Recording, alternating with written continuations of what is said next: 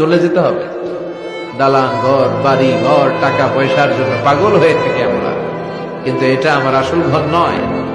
যেই গোসলখানাটারে আমি এত সুন্দর করে টাইলস করে ইটালিয়ান ফিটিংস দিয়ে বানালাম, আমার জীবনের শেষ গোসলটা কি ওই গোসলখানায় হবে? কথা বলেন। যেখানে লাশ ধোয়ায় ওইখানে আমার গোসল হবে, এগুলো আমরা ভাবতে চাই না। কবরের জীবনটা আসল জীবন। বিশ্বনবী দোয়া করতেন, আল্লাহুম্মা ইন্না নাউযু বিকা মিন আযাবিল কবর।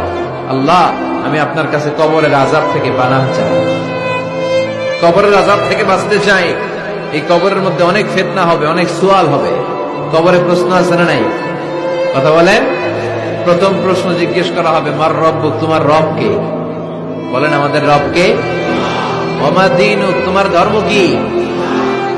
বিষ্ণুবীর চেহারা দেখিয়ে বলা হবে, তাআরিফু মান হাযা রাজুল, এই লোকটারে চিনো? আমরা কি বলবো?